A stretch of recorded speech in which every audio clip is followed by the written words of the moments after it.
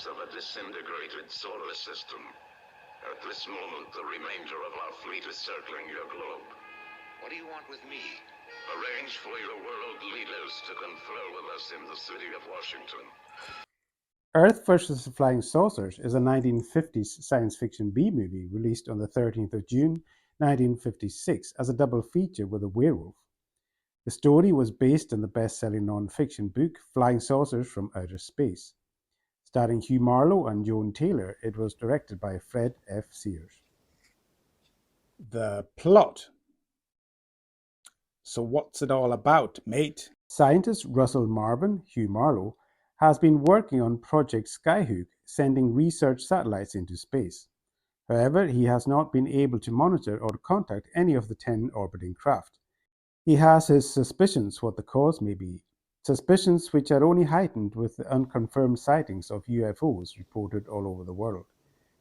While out driving with his new wife Carol, Joan Taylor, they have a close encounter with a flying saucer as it hovers menacingly above their car. Not believing their eyes, they pull over and hesitate to accept what they have seen.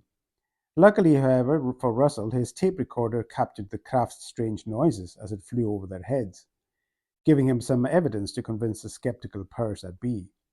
Later, he discovers too late that the noises were in fact a message from a distant alien race looking to invade Earth. They are strange ancient creatures from a dying world who plan to take over the planet. Arrogantly, they try to get the people to surrender meekly in the face of their vastly superior technology and firepower. However, after they are met with resistance, they unleash their flying saucers on a trail of wanton destruction. They haven't accounted, though, for the USA's endeavour and fighting spirit. And in particular the US Army and Russell, who have some very different ideas. After analysing the armour helmet from a dead alien, Russell quickly develops a portable sonic laser weapon, which he believes will penetrate the flying saucer's defences, thereby saving the US of A and the entire world. Is he right, or is Earth doomed to a violent alien invasion, leaving mankind to a terrible unknown fate? So what did you think, mate? Earth vs. the Flying Saucers is fairly typical but influential 1950s B-movie science fiction fare. Hokey, talky, but quite fun for all that. Our two leads, Marlowe and Taylor, make an engaging newlywed couple who keep your interest through the stale opening exposition scenes.